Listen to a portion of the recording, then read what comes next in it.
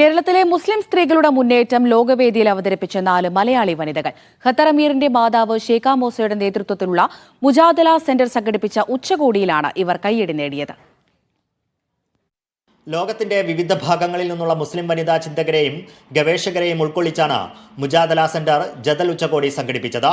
100-ലേറെ പ്രതിനിധികളും 75ഓളം പ്രഭാഷകരും പങ്കെടുത്ത വേദിയിൽ കേരളത്തിലെ മുസ്ലിം വനിതകളുടെ ജീവിതവും ഇടപെടലുകളും അന്താരാഷ്ട്ര ശ്രദ്ധയിലെത്തിക്കാൻ കഴിഞ്ഞതിന്റെ സന്തോഷത്തിലാണ് ഈ 4 പേരും. മലപ്പുറം സ്വദേശിയും ഭുവനേശ്വർ KIIT അസിസ്റ്റന്റ് പ്രൊഫസറുമായ ഡോക്ടർ ഫർസാന മലബാറിലെ മുസ്ലിം സ്ത്രീകൾക്കിടയിലെ ചികിത്സാ രീതികളെക്കുറിച്ചാണ് സംവദിച്ചത്.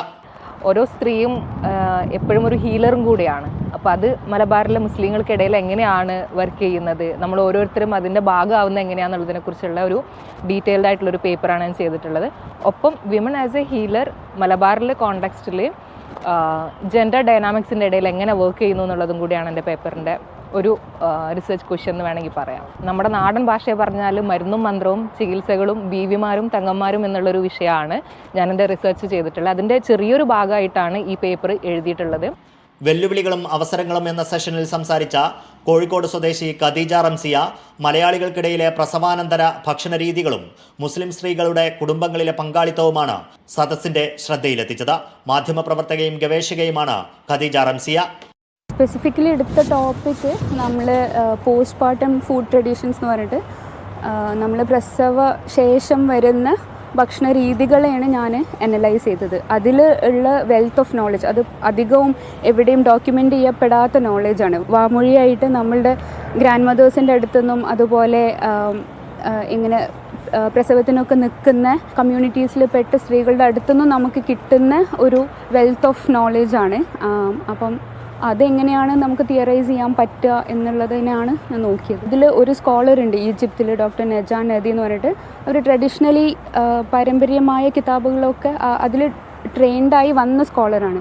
അപ്പോൾ അവർ പറഞ്ഞത് അവർ ഈ ക്ലാസിക്കൽ ഇസ്ലാമിക് ടെക്സ്റ്റുകൾ വായിക്കുമ്പം ഇതേ ഇൻഫർമേഷൻ അതിലുണ്ട്. അതായത് ഈ ഭക്ഷണത്തിൻ്റെ ഹീറ്റിംഗ് കൂളിംഗ് പ്രോപ്പർട്ടീസ് അതേ പുസ്തകങ്ങളിലുണ്ട്. അപ്പം എൻ്റെ അടുത്ത് അവർ ചോദിച്ചത് അതിനെപ്പറ്റി അറിയുമോ. അപ്പം അതെനിക്ക് ഭയങ്കര പുതിയൊരു നോളജ്. കാരണം നമ്മളുടെ ഈ ഒരു വിവരം വരുന്നത് ഒന്ന് നമ്മൾ വലിയമ്മമാരൊക്കെ പറഞ്ഞ് കേൾക്കുന്നതും പിന്നെ ആയുർവേദത്തിൽ നിന്നുമാണ്.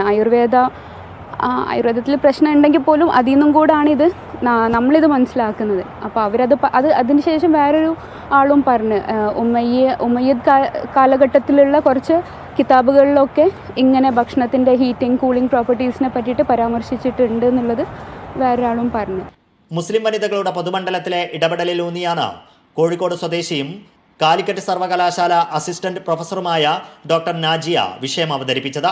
എൻ്റെ പേപ്പറിലുണ്ടായിരുന്നത് ഗേൾസ് ഇസ്ലാമിക് ഓർഗനൈസേഷൻ എന്ന് പറയുന്ന സംഘടന, അതിലുള്ള ആക്ടിവിസ്റ്റുകൾ എങ്ങനെയാണ് കേരളത്തിൻ്റെ പബ്ലിക് സ്ഫിയറിനെ പുതിയ തരത്തിൽ എന്ത് ചെയ്യുന്നത്, നവീകരിക്കുന്നത്, അല്ലെങ്കിൽ അവരെങ്ങനെയാണ് ഒരു കൗണ്ടർ പബ്ലിക് ഉണ്ടാക്കുന്നത് എന്നുള്ളതാണ്. പൊതുവേ ഗ്ലോബൽ ലെവലിൽ തന്നെ മുസ്ലിം സ്ത്രീകളെ കുറിച്ചുള്ള ഈ സ്റ്റീരിയോട്ടിപ്പിക്കൽ നാരറ്റീവ്സ് ഉണ്ടല്ലോ, എന്തായിരിക്കും മുസ്ലിം സ്ത്രീകളുടെ ആഗ്രഹങ്ങൾ എന്നുള്ളതിനെക്കുറിച്ചുള്ള വാർപ്പ് മാതൃകകളാണ് നമുക്ക് മുന്നിൽ അക്കാഡമിയിലാണെങ്കിലും പോപ്പുലർ കൾച്ചറിലാണെങ്കിലും അവൈലബിൾ ആയിട്ടുള്ളത്. അപ്പോൾ അതിനെ കൗണ്ടർ ചെയ്യുന്ന തരത്തിൽ അല്ലെങ്കിൽ അതിനോട് എൻഗേജ് ചെയ്യുന്ന തരത്തിലുള്ള ഡിസ്കഷൻസ് ഉണ്ടാകുമ്പോൾ സ്വാഭാവികമായിട്ടും അതിന് താല്പര്യത്തോടെ ഇവിടെ കോൺഫറൻസിൽ വന്ന ആളുകൾ എൻഗേജ് ചെയ്യുന്നുണ്ടായിരുന്നു.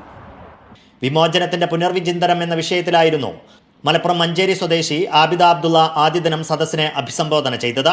കോണ്ടെക്സ്റ്റിൽ എൻ്റെ ടോപ്പിക് എന്ന് പറയുന്നത് ഒരു മലബാർ ഫോക്കസ്ഡ് ആയിട്ട് മാത്രമല്ല, അതുകൊണ്ട് തന്നെ ഇത് എനിക്ക് തോന്നുന്നു യൂണിവേഴ്സൽ ആയിട്ടുള്ളൊരു ടോപ്പിക്കാണ്.